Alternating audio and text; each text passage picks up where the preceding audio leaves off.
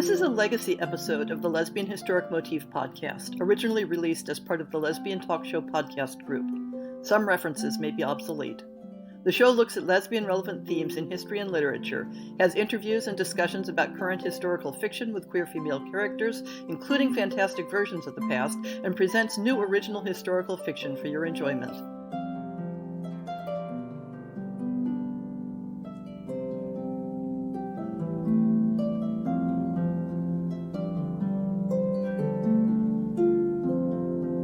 Welcome to On the Shelf for April 2020. Wow, how are you folks holding up? I've been trying to speculate on how 2020 will be remembered in the history books, and so far I've come up with the year that was canceled. There have been some good historian jokes floating around on Twitter, like the one where several historians in the future are talking about their specialties, and one says, I studied the Renaissance. Another says, I study World War I. And the last says, I study March 2020. The first historian asks, wow, the whole thing or one particular week? The measurement of historic times is never static. When you're living through it, it can be like time is standing still. This is only an instant, and yet we've been doing this forever. When the event is past, it will seem at first to be a single comprehensible unit.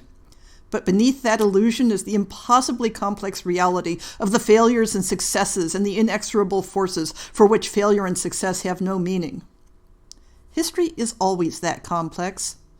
It has different meanings depending on the point of view of the historian and what parts of the topic they consider most meaningful. That's a truth that always comes out in the study of queer history. As for me, the month of March was a perfect encapsulation of going from normal to the new normal. I think the last day when I had the illusion that life was normal was Sunday, March 1st, when we were having the last-minute hotel walkthrough for the SFF convention I'm on the committee for. As we were checking out arrangements for the convention the next weekend, we got notification that one of our guests of honor had been advised not to risk traveling due to health risks. We briefly considered whether it was advisable or even possible to cancel the convention less than a week in advance, and decided to forge ahead. We put in extra precautions. We did a lot of public advisories about hand washing and contact. We threw together the ability for our non-present guest of honor to participate remotely by video chat, along with several other remote participants. And we breathed a sigh of relief 2 weeks later when none of our attendees reported back sick. In fact, with the extra emphasis on hand washing, we seem to have had an absence of the usual post-convention con crud. The day after the convention, my department at my day job was told to start taking our laptops home every night and be prepared to work from home if asked. The next day, we were told that all personnel who could work remotely were instructed to do so until further notice. I work for a pharmaceutical manufacturing company, so there's a lot of hands-on activities, and it's an essential industry, but my particular job can be 99% done remotely. As I'm writing this, I'm starting my 4th week of working from home. I settled into the routine surprisingly quickly once I'd beefed up my home office with a second large monitor and sorted out the ergonomics a bit. In fact, when this is all over, I may see if I can get permission to work from home a few days a week in ordinary circumstances. Better for the environment, better for my time management, but I do miss the casual office chit-chat, not something I would have expected. In theory, I should be using that lack of commute time to plunge into my next fiction project. But concentration is only available in fits and starts, so instead, I've mostly been doing yard work and reorganizing my kitchen cabinets. And baking. Evidently, stress baking under lockdown is a universal. In times like these, it can be interesting to compare the dynamics of our everyday lives, and thus the dynamics of our quarantine, to lives in history under similar circumstances. I never figured my most recent Alpenia novel, Flood Tide, would end up having current relevance. But even more generally, look at the way people reach out and support each other, even when physical support is contraindicated. Despite the modern myths of individualism and self-sufficiency, we're all more connected than we sometimes admit. I think that can be a feature of life in the past that can be hard to capture in queer historical fiction. We're used to the idea that if you don't fit in with your family or community of birth, you can strike out on your own and invent a new life for yourself. But in past ages, being part of a network of family and community connections wasn't simply a matter of emotional health or emotional risk, but was essential for maintaining a viable economic, physical, and social life. Family was one network. You might love them, you might hate them, but you always needed them. Friendships were another network, a way of building ties that strengthened and stabilized your place in the world, that give you support in every possible way when other systems failed. This month's blog posts continue on the theme of friendship, and especially same-sex friendships, and how those relationships overlap and blend into more particular emotional connections that can encompass romance and erotic connections. March started off with Alan Bray's monumental work on same-sex friendships across the ages, The Friend. Bray's work primarily focuses on male friendships. Indeed, he seems a bit oblivious to how the dynamics of female friendships worked when they weren't direct parallels of the male experience. But he does a good job of exploring how the homoerotic potential of intense same-sex friendships was handled and viewed in other eras. After that, we moved on to more woman-centered articles. Alexandra Verini looks at the ways female friendship is discussed in the works of the medieval writers Christine de Pizan and Marjorie Kemp. Carol Lasser looks at a particular symbolic representation of women's friendships as being fictive sisters, and how that reflects the importance of blood family relationships while admitting others into that close circle. Lisa Moore challenges the image of 19th century romantic friendship as being universally accepted and viewed as noble and virtuous, and points to evidence that the image of the chaste and harmless romantic friendship was a social tool wielded to contain the more dangerous potential for women's friendships to include eroticism and challenges to gender norms.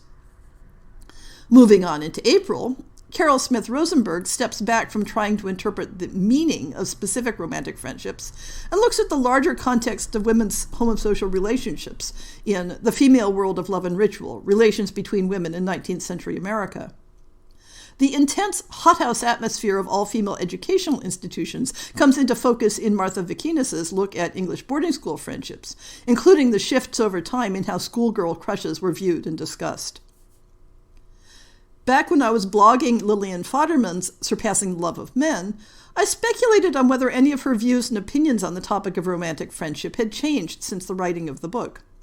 And I was delighted to discover that she had written exactly on that topic back in 1999. So while it isn't entirely up-to-date reconsideration, I got my answer.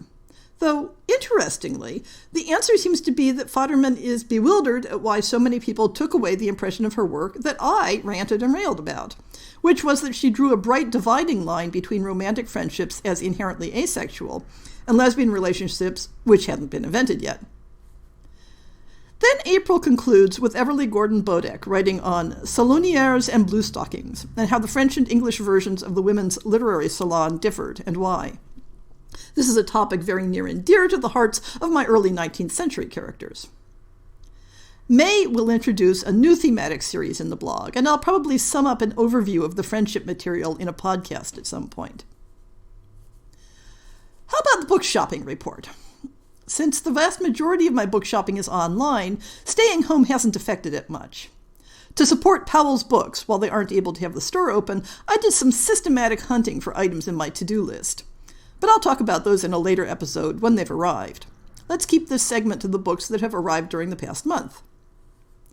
The first book is Jen Mannion's Female Husbands, A Trans History. I do my best to emphasize that when studying gender and sexuality in history, we need to be constantly aware of the different ways in which concepts and identities are understood at different times. Most historical studies I've read about the category labeled female husbands, that is, female-bodied persons passing as men and married to women, come at it from a framework of lesbian history or women's history. But it's equally valid and important to think about those lives within a framework of trans history. Regardless of the evidence, or lack thereof, for how these individuals understood their own identities, it is undeniable that they are transgender in the most basic sense, someone who is performing a different gender than the one their body would assign them to. And that's only when we're sticking to a narrowly binary idea of gender.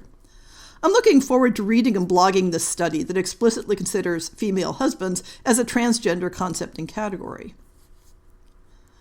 I've previously mentioned several books that I'm accumulating for deep background research on later 17th century England for a historic romance series I'm poking at.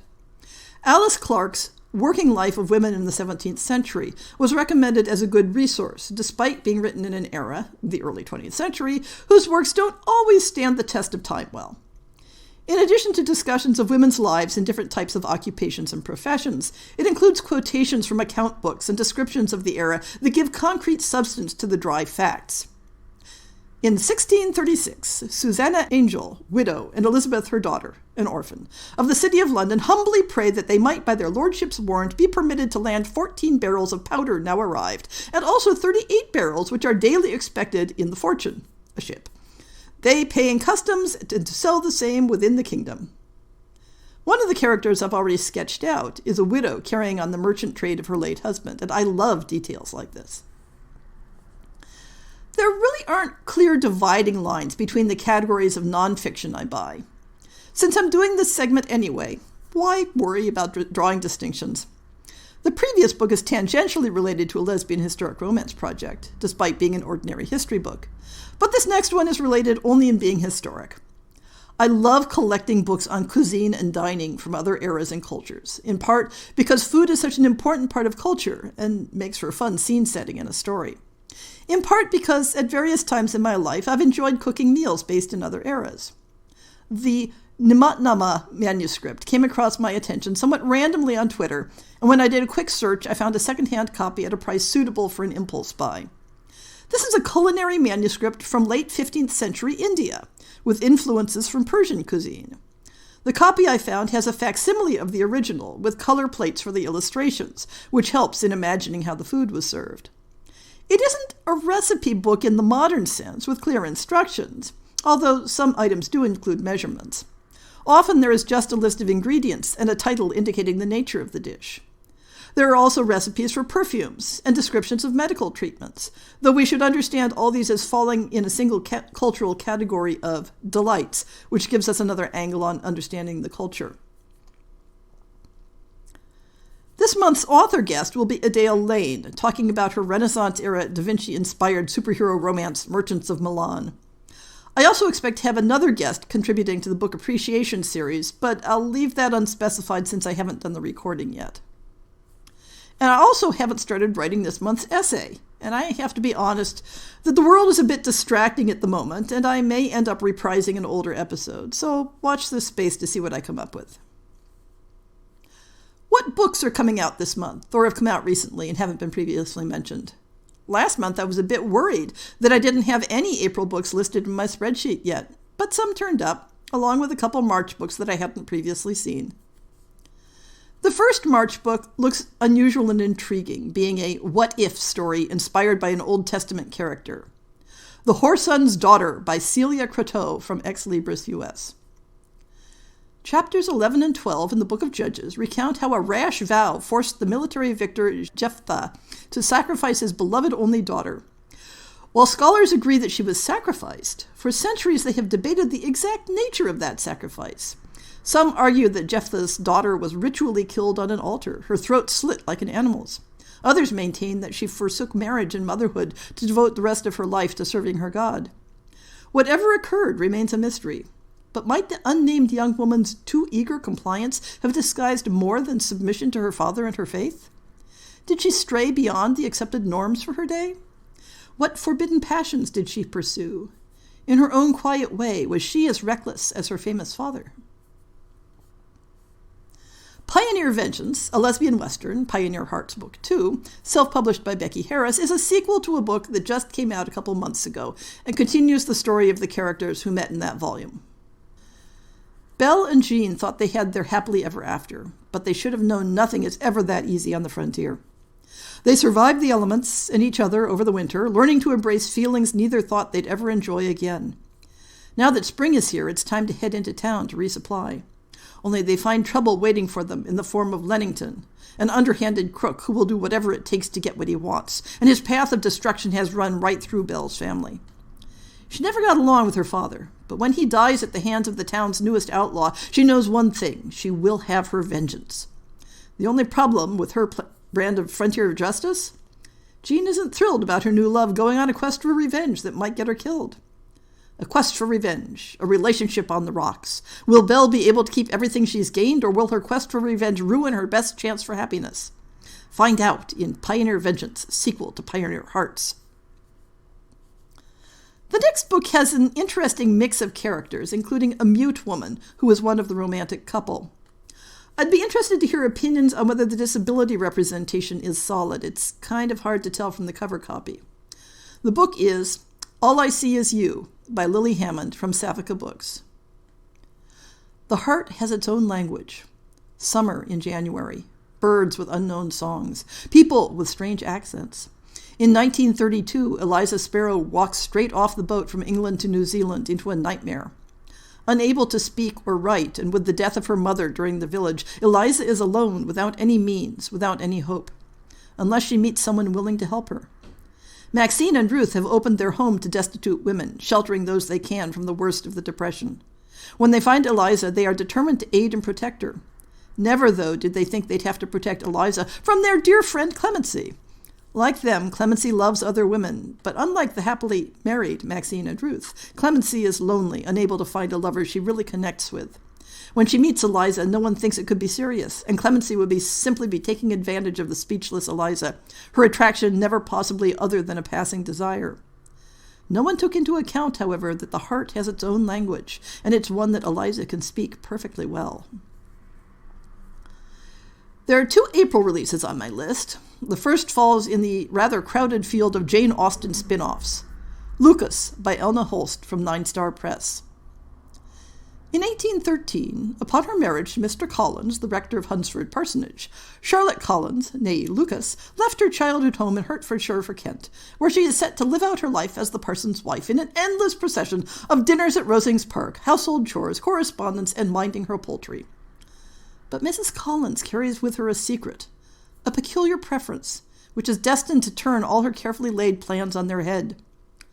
Lucas is a queer romance, a mock epistolary novel, and a retelling and continuation of Jane Austen's Pride and Prejudice, teeming with Regency references and Sturm und Drang. And we finish with a relatively recent setting for The Beginning of Everything, a historical lesbian romance, by Cara Malone from Lisbon Press. A closeted secretary in 1960s Chicago, a fearless activist in San Francisco, a love so powerful it can change the world. Betty wants what everyone wants, happiness, security, and a quiet, good life. She's determined to make that happen on her own, despite her mother's fears that she'll turn into a spinster if she doesn't settle down and find a husband soon. Joan wants an important life, one where she gets to love who she wants to love and do what she enjoys, and will leave the world a better place when she's gone. But what she is, a lesbian in San Francisco at the beginning of the LGBT+ civil rights movement, is criminal. When Betty comes to California for vacation, it's love at first sight across a crowded bar in the Tenderloin district. She's mesmerized by Joan and drawn to the homophile movement. But does she have the courage to come out for love and join the fight for equality? What began as a glance across a room turns into a hopeful, playful, and heartwarming courtship across 3 time zones and 4 decades in The Beginning of Everything, a standalone historical romance by Cara Malone. So, what have I been reading in the last month?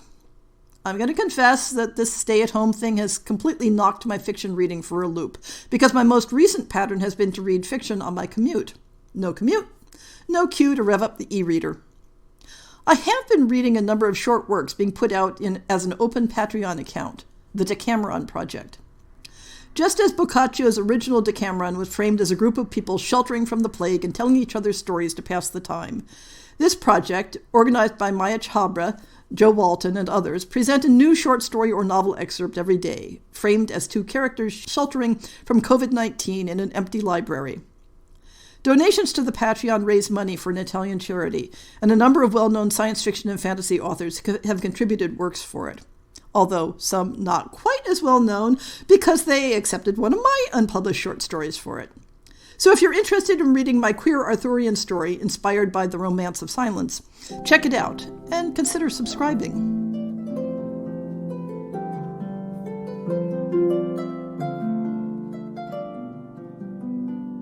I hope you've enjoyed this episode of the Lesbian Historic Motif Podcast. See the show notes for links to people and topics. Most shows will have a transcript linked as well. If you have a book announcement, a topic suggestion, or might like to appear on the show, please drop me an email. If you enjoyed this podcast, please rate it and subscribe on your favorite podcast app, and consider supporting our Patreon.